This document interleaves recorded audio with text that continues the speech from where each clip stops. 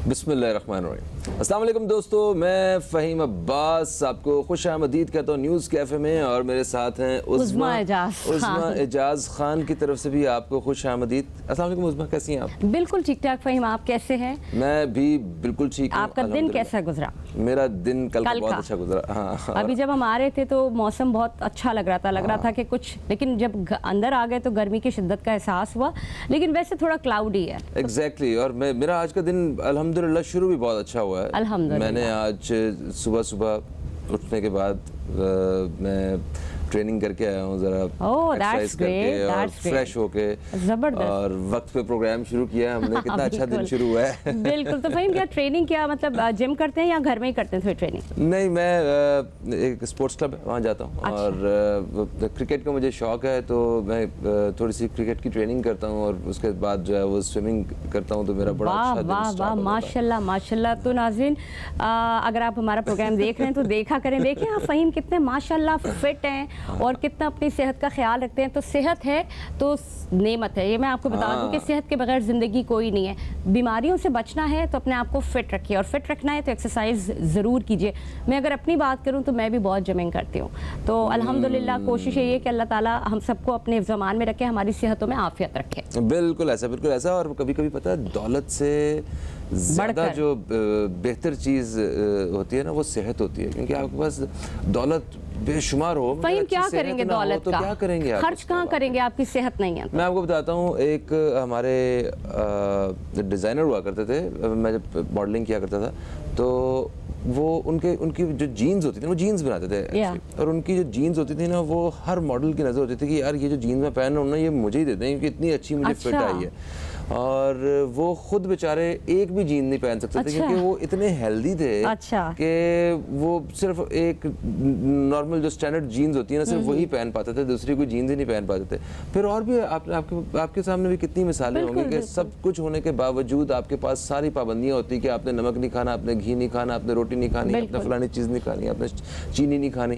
तो नहीं, ये पता है फ़हीम, मुझे लगता है कि बहुत ज़्यादा ज़रूरी है। आप तो एज अ मॉडल थे, लेकिन हर इंसान को अपनी ज़िंदगी में as a model role play करना है। अपने आप से प्यार करना नाज़रीन बहुत ज़्यादा ज़रूरी है। सबसे पहले आप अपने लिए अच्छा लगना शुरू करें। Exactly. News of the day क्या है उज़्मा, ये तो बताएं हमें आज। न्यूज़ के हवाले से बताऊं कि सिंध हाई कोर्ट में मेयर कराची के हवाले से उनके जो मेयर के इंतखाबात है उसको रोकने के लिए समाअत हुई है, जो कि PTI की जानिब से दायर की गई थी। लेकिन सिंध हाई कोर्ट का ये कहना है कि भाई अभी तो सबसे पहले UC चेयरमैन के हलफ बर्दारी का मामला है, तो मेयर के जो इंतखाबात हैं वो तो अभी दूर हैं। क्या तहफ़्फ़ुज़ात हैं PTI को? PTI के तहफ़्फ़ुज़ात ये हैं कि उनके जितने अरकान हैं या तो वो गायब हैं या उनको उठा लिया गया है, और 9 मई के बाद से जो उनके ऊपर लगातार जो एक उनके खिलाफ क्रैकडाउन का सिलसिला जारी था, उसकी वजह से वो इंतहाई परेशान है कि ऐसा ना हो कि मेयर के इंतखाबात में जो उनकी नंबर गिनती है वो कम रह जाए। मगर उज़्मा ये ना बड़ा एक गलत किस्म का एनवायरनमेंट क्रिएट हो रहा है पॉलिटिकल। इसमें जो खींचातानी की सियासत है ना, ये नहीं होनी चाहिए। इसमें वक्ती तौर पे तो जीत किसी न किसी एक पलड़े की हो जाती है, मगर वो अवाम हमेशा इसमें हार रही होती है। आप ये देखें कि जितनी जल्दी मेयर मुंतखब होगा, कराची के हालात, कराची का इंफ्रास्ट्रक्चर, मतलब आप किस एक चीज़ को उठाएं फ़हीम, मुझे आप एक चीज़ बता दें, हर जगह बुरा हाल है। नहीं, इसीलिए तो देखें, जो भी मेयर होता है वो रो रहा होता है बेचारा, ठीक है, और कुछ तो आंसुओं से रोते हुए भी गए हैं, हमने देखा है। एनीवे, हम आते हैं आज के टॉपिक की तरफ। आज का जो हमारा टॉपिक है ना, ये नहायत ही अहम टॉपिक है और इस पे बात होना और इस हवाले से हमें फ़िक्रमंद होना वो वक्त की अहम ज़रूरत भी है। आज का टॉपिक है तलाक और खुला के बढ़ते हुए केसेस। फ़हीम, हमारे अल्लाह ताला की अगर हम हवाले से बात करें कि अल्लाह ताला ने ये एक अमल जो है ये जायज़ तो करार दिया है, लेकिन अल्लाह ताला की नज़र में ये इंतहाई नापसंदीदा अमल है। और ये कहा जाता है कि आखिर हद तक उसका सल्यूशन तैयार करें और सल्यूशन पे बात करें, बैठ के बात करें, मफाहिमत से बात करें।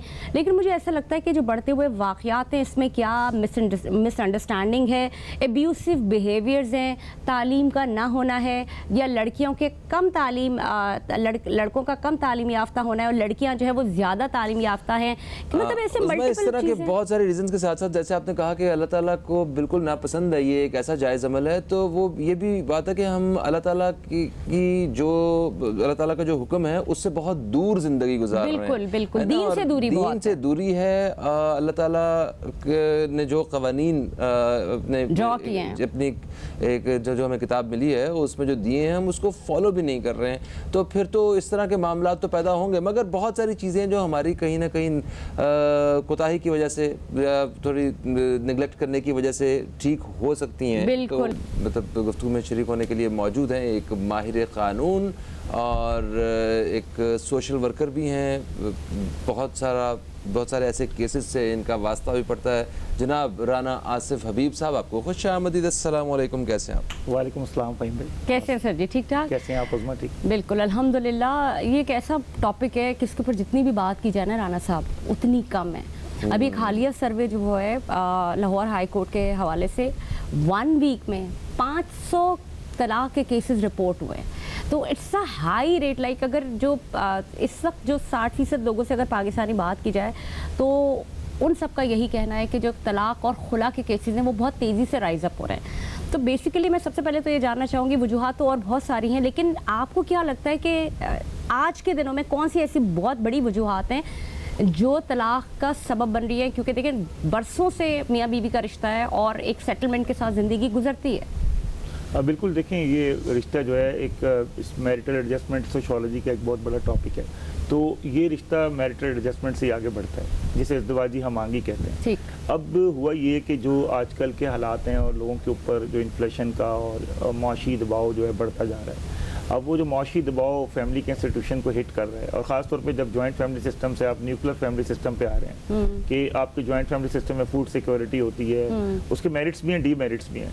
اس میں انٹرفیرنس بہت ہوتا ہے, نندوں کا بہت انٹرفیرنس ہوتا ہے, ساس کا جینا حرام کر دیتی ہیں, وہ انٹرفیرنس بھی اس کے اندر بہت سارا کاؤنٹ کرتا ہے. تو جب جوائنٹ فیملی سسٹم سے لوگ جان بچا کے نیوکلیر فیملی سسٹم کے آتے ہیں, پھر ان کے آپس کے جو کانفلکٹ ہوتے ہیں, خاص طور پہ پرسنالٹی جو کلیش ہوتا ہے, پھر بعض وقت کلچرل کا کلیش ہوتا ہے, پھر محبت میں فینٹیسی میں شادی تو کر لیتے ہیں. ایک فلم کے اندر تو آپ 10 سیکنڈ کے اندر 15 جوڑے تبدیل کر سکتے ہیں, حقیقی لائف میں نہیں تبدیل کر سکتے. وہ 1-2 جوڑے ہی آپ نے لینے ہیں کسی برانڈ کے اور وہ پہننے ہیں, اس سے مہینے 2 گزارنے ہیں. تو یہ چیزیں پھر جب فکشن کو آپ اپنی لائف میں لانا چاہتے ہیں کہ جو فینٹیسی اور جو ٹریول ٹور پروگرام اور پلانا ڈمکانا, لیکن یہ فکشن ایکچولی فکشن نہیں ہے. ڈوپامین کا جو ایک کیمیکل ہے نا, جی ڈوپامین کا کیمیکل کہتے ہیں. اچھا, ڈوپامین کا کہاں مر جاتا ہے؟ اب وہ کیمیکل کے دیکھیں الورمنٹ پیدا کرتا ہے نا. جب ہم ڈراموں میں دیکھتے ہیں کہ ڈراموں میں ہم دیکھتے ہیں ایک بہت بڑا ویل فرنش جاگیردار ہے, وہ لڑکی ایک تعلیم یافتہ ہائی اس سے شادی کرتی ہے, وہ جاگیردار جو ہے وہ ایک اپنا اس کا سٹائل ہوتا ہے, اور پھر ہم کانفلکٹ دیکھتے ہیں روزانہ. ہم اپنے ڈراموں میں روتی دھوتی ہوئی لڑکیاں دکھا رہے ہیں, کوئی ہم نے خوش لڑکی دکھائی نہیں ہے. جی ہاں, جی تو وہ ہم دکھا رہے ہیں, اور پھر ہم دکھا رہے ہیں کہ ایکسٹرا میریٹل افیئر دکھا رہے ہیں. اب یہ چیزیں ایک نئی نفسیات کو جنم دیتی ہیں. ایک شکوک و شبہات کے جو رشتے ہوتے ہیں اس کے اندر شک کی چیزیں آ جاتی ہیں. پھر سوشل میڈیا کے اندر جس طرح آیا ایوولوشن ہوا, اور سوشل میڈیا ڈیجیٹل آپ کا میڈیا, تو جو ڈیجیٹل انڈرسٹینڈنگ تھی منیمم کمپرومائز, وہ ہم کوئی ٹی او آر اس طرح کی چیز نہیں ڈیولپ کر پائے. اور ہمارے یہاں فیملی کاؤنسلنگ کا کوئی نظام نہیں ہے. جیسے امریکہ میں تھا پڑھتا تھا, وہاں سسٹم بنا ہوا ہے فیملی کاؤنسلنگ کا, تو لوگ پہلے کاؤنسلر کے پاس جاتے ہیں پھر کورٹ جاتے ہیں. اس کے اوپر بہت اچھی بات ہے, لیکن فہیم بات کریں گے. سلمان راجہ صاحب, مجھے موقع دیجیے, میں انہیں سر آپ بالکل صحیح فرما رہے ہیں. ایسا ہی ہے, ڈراماز جو ہے نا وہ گھر کی کہانیوں سے, خاندان کی کہانیوں سے نکل کے کوئی با اختیار خواتین کے حوالے سے کہانیاں دکھانے کی ضرورت ہے, تاکہ گھر بیٹھی خواتین کو موٹیویٹ کیا جا سکے کہ عورت اتنی طاقتور ہو سکتی ہے. اچھا, طاقت کا مقصد صرف یہ نہیں ہے کہ اسے مرد کے ساتھ لڑا دیا جائے, معاشرے کے ساتھ لڑا دیا جائے تو تبھی طاقتور ہوگی خاتون. بڑی ایسی مثالیں موجود ہیں جو مطلب ایسی خواتین جنہوں نے پاکستان کا نام روشن کیا ہے, دنیا بھر میں وہ ایک اپنی پہچان رکھتی ہیں. ان لوگوں کی کہانیاں بنانے کی بھی ضرورت ہے. خیر, میرے ساتھ ٹیلی فون لائن پہ موجود ہیں ایک اور بہت ہی اہم مہمان, ماہر شعور جناب پروفیسر سلمان راجہ صاحب. آپ کو خوش آمدید. السلام علیکم راجہ صاحب, کیسے ہیں آپ؟ وعلیکم السلام. اچھا, آج ہم بات کر رہے ہیں ملک میں طلاق اور خلا کے بڑھتے ہوئے کیسز کے حوالے سے. آپ کو کیا لگتا ہے کہ پاکستان میں یہ شرح میں دن بدن اضافہ کیوں ہوتا جا رہا ہے؟ فہیم دیکھیں، جیسے رانا صاحب نے تمام فیکٹرز کو بڑا اچھے طریقے سے سمرائز کیا، میں اس میں یہ ایڈ کرنا چاہوں گا کہ ایک بہت بڑی وجہ ہماری جو ہے وہ ہماری فطرت ہے. ہم اپنے فطری اصولوں کو بھول رہے ہیں. جن قوانین نے فطرت کے اوپر شادی کا جو رشتہ سٹینڈ کرتا ہے، جو اللہ تعالیٰ نے بنایا ہے انسان کے مرد اور عورت کے مزاج کو، ہمارے معاشرے میں اس فطرت سے دور ہوتے جا رہے ہیں لوگ، اور ایز اے ریزلٹ یہ کیسز بڑھتے جا رہے ہیں. اور جو اس کی فطرت ہے وہ یہ ہے کہ جو یہ ریلیشن شپ ہوتا ہے، شادی کا رشتہ جو ہوتا ہے، یہ ایک سوشل نظام اللہ تعالیٰ نے بنایا ہے کہ جو انسان جب ملتے ہیں تو سوشل سسٹم ڈیولپ ہوتا ہے اور نسل انسانی بڑھتی ہے. اور اس کو بڑھانے کے لیے ہمیں بہت ساری چیزوں پہ کمپرومائز کرنا، بہت ساری چیزوں کی حکمت کو سمجھنا، یہ ہماری فطرت میں موجود ہے. اب چونکہ جیسے رانا صاحب نے فرمایا کہ ہمارے معاشرے میں وہ تعلیمات اور ترغیب دی نہیں جا رہی جس سے انسان اپنی فطرت سے دور ہو رہا ہے، تو اس کا آؤٹ کم جو ہے وہ آپ کے سامنے ہے. طلاق کے جو ریشو ہے وہ بہت زیادہ بڑھتا جا رہا ہے ہمارے معاشرے میں. فہیم مجھے آپ اجازت تو ایک سوال رانا صاحب سے تو سوری سلمان راجہ صاحب، مجھے ایک چیز یہ بتائیے گا کہ اس وقت خلا کے جو کیسز ہیں وہ بھی بہت زیادہ سامنے آ رہے ہیں. ایسا دیکھا جا رہا ہے کہ لڑکیاں جو ہیں وہ زیادہ پڑھ لکھ جا رہی ہیں، زیادہ پروفیشنل ہو رہی ہیں، اور جب وہ اس جگہ پہ پہنچ جاتی ہیں کہا یہ جاتا ہے کہ جی لڑکیوں کی وجہ سے طلاق ہو رہی ہے، لیکن لڑکے اپنی ذمہ داری اس طرح سے لے نہیں پا رہے جو ان کو لینی چاہیے تھی. تو آپ اس حوالے سے بھی تھوڑا سا بتائیے گا کہ یہ ساری ذمہ داری ایک عورت پہ ہی کیوں ڈال دی جاتی ہے؟ بالکل ایسا نہیں ہے عظمیٰ کہ ساری ذمہ داری ایک عورت کی ہوتی ہے یا اس پہ ڈال دی جانی چاہیے. یہ ایک میوچل پروسیس ہوتا ہے. شادی جو ہوتا ہے اس میں جو مرد ہے اور عورت ہے دونوں کی اپنی ایکول ذمہ داریاں ہیں. فطری ذمہ داریاں بھی ہیں، معاشی ذمہ داریاں بھی ہیں، اخلاقی ذمہ داریاں بھی ہیں. اور جو بھی اس میں سے فرد جو ہے وہ اپنی ان تینوں ذمہ داریوں سے منکر ہوگا یا دور ہوگا یا اس کا احساس نہیں کرے گا تو امبیلنس کریٹ ہو جاتا ہے ریلیشن شپ کے اندر. تو خواتین کی طرف سے زیادہ ایکسپیکٹیشن رکھنا، معاشی ایکسپیکٹیشن رکھنا مرد سے، یا انڈیپینڈنٹ ہو جانا، یہ فیکٹرز بھی کاؤنٹ کر رہے ہیں. جیسے رانا صاحب نے فرمایا جوائنٹ فیملی سسٹم کے بڑے فوائد ہیں اور اپنے اس کے نقصانات بھی ہیں، لیکن اس سے بہت کچھ بچ جاتا تھا. پہلے زمانے میں بزرگ جو ہے وہ کاؤنسلنگ کرتے تھے، اب وہ کاؤنسلنگ نہیں ہوتی، وہ لڑکی کو اور لڑکوں کو سمجھانے والے بزرگ بھی نہیں رہے. سلمان صاحب، ہم جب بیٹیوں کی ہم تربیت کرتے ہیں نا تو ہم انہیں سارا سمجھاتے ہیں نارملی ہمارے معاشرے میں کہ ان کو پیار سے رہنا ہے، ان کو گھر چلانا بھی آنا چاہیے، ان کو روٹی پکانا بھی آنا چاہیے، اس کو ساس کی دیکھ بھال بھی کر. لیکن بیٹوں کی تربیت کیوں نہیں کرتے کہ یہی جو بیٹے جن کو مائیں پروں میں پال رہی ہیں؟ ایسا غلط لگ رہا ہے کہ بیٹوں کی تربیت نہیں کرتے. بیٹوں کی بھی باقاعدہ تربیت ہوتی ہے. یہ بھی ران صاحب ایک بیٹے ہیں کسی کے، سلمان صاحب بیٹے ہیں کسی کا بیٹا ہوں. الحمدللہ ہمارے گھر میں جو عورتیں ہیں وہ بڑی عزت کے ساتھ رہ رہی ہیں. ایسا کوئی دور ایسی بات نہیں ہے کہ خواتین کے اوپر الزام ہوتا ہے کوئی. خواتین اور مرد حضرات ان دونوں کی ذمہ داری ہے. اگر وہ دونوں اپنا گھر نہیں چلائیں گے تو پھر گھر نہیں چلے گا. کوئی ایک ٹائر پہ اگر پنکچر ہوگا تو گاڑی ایک خاص جگہ پہ آ کر رک جائے گی. یہ میں آپ کی بات کو اسی طرح سے تھوڑا سا میں آپ سے یہ کہنا چاہوں گا. جی میں نے کافی سارے کیسز کاؤنسلنگ میں کرتا رہتا ہوں. تو یہ آپ نے صحیح کہا کہ یہ کپل ٹو کپل یہ ڈپینڈ کرتا ہے کہ کون شخصیتیں الگ الگ ہوتی ہیں. اور بہت ساری سچویشن میں کہیں مرد حضرات جو ہوتے ہیں وہ اپنی ذمہ داری پوری نہیں کر رہے ہوتے، کہیں خواتین جو ہوتی ہیں وہ احساس نہیں کر رہی ہوتی کہ اس ریلیشن شپ کا مطلب کیا ہے. اور پھر ڈپینڈ کرتا ہے کہ ان کی سچویشن کیا ہے، اس کے مطابق جو ہے یہ حالات کیسز سامنے آتے ہیں. لیکن میجورٹی آف دا ٹائم جو میں نے آبزرو کیا کہ دونوں فریقین جو ہیں وہ اپنی اس ریلیشن شپ کی فطری جو ذمہ داری ہے اس کو احساس نہیں کر رہے ہوتے آئدر وے. اور جب آپ کی جو ازدواج کے رشتے ہیں وہ اگر معاشی لالچ میں یا اس بنیاد پر بنیں گے. بالکل. سلمان راجہ صاحب، آپ اپنی بات کو کنٹینیو کیجیے گا. آپ نے بہت اچھے پوائنٹس بتا رہے تھے ہمارے ناظرین کے لیے، اور ساتھ ساتھ یہ بھی بتائیے گا کہ ان تمام تر چیزوں کے باوجود اگر لڑکا ذمہ دار نہیں ہے اور وہ ایکسپیکٹ لڑکی سے کرتا ہے تو پھر کیا موریلٹیز ہونی چاہیے؟ دیکھیں عظمیٰ، اس میں بہت سارے فیکٹرز ہیں جس میں میں نے ایک فیکٹر عرض کیا کہ ہمارے معاشرے میں ایک رجحان آج کل یہ ہے کہ ہم معاشی بنیادوں پر شادی کر رہے ہیں. ہم جب شادی کرتے ہیں تو لڑکے کو دیکھتے وقت اس کے کردار سے زیادہ اس کی کمائی کو ہم فوکس کر رہے ہوتے ہیں. میں یہ نہیں کہہ رہا کہ کمائی ضروری نہیں ہے، معاشی ایسپیکٹ بھی ضروری ہے زندگی گزارنے کے لیے، لیکن معاشی ایسپیکٹ صرف ہونا ضروری نہیں ہے، انسان کا کردار بھی بہت ضروری ہوتا ہے. دوسری بات یہ کہ ہماری تربیت کا ایک بہت بڑا عنصر ہے. تیسری بات ہمارے معاشرے کی جو سوسائٹی کی جو بلڈنگ ہے وہ میڈیا کے ذریعے اور بزرگوں کے ذریعے جن کو ہم فالو کرتے ہیں ان کا رول ایک بہت بڑا ہے. اور جب بھی آپ کسی لڑکی کے پرسپیکٹو سے لڑکے کو دیکھنے جاتے ہیں تو بزرگوں سے ہم نے ہمیشہ سنا ہے کہ جب بھی لڑکے کو دیکھنے جائیں تو اس کے والد کو دیکھیں، کیونکہ ہر لڑکا جو ہوتا ہے وہ اپنے والد جیسا ہو جاتا ہے لیٹر آن ایج کے اندر. اور جب بھی لڑکی کو دیکھنے جائیں تو اس کی والدہ کو دیکھیں کہ ان کی شخصیت کیسی, کیونکہ جو والدہ کی شخصیت ہے اسی سے تربیت حاصل کی لڑکی نے, اور جو والد کی شخصیت ہے اسی سے تربیت حاصل کرتا ہے ہر لڑکا, اور وہ ایونچولی اپنے ماں باپ جیسا ہی ہوتا ہے جینیٹکلی بھی, اور کردار میں بھی وہ انہی سے اثر و رسوخ حاصل کرتا ہے. تو یہ چیزیں ذہن میں رکھنا ضروری ہیں جب ازدواج کی بات ہو تو. اچھا رن صاحب آپ کی طرف بڑھیں گے. رن صاحب دیکھیں, پہلے پڑھے لکھے لوگ نہیں ہوا کرتے تھے, ٹھیک ہے, مگر یہ رشتے جو ہے نا یہ چلتے تھے, پسند کی شادیاں نہیں بھی ہوتی تھیں, ماں باپ فیصلہ کرتے تھے, ساری زندگی جو ہے وہ ایک دوسرے کے ساتھ گزارتے تھے, اور سچی محبت ہوتی تھی جوڑوں میں.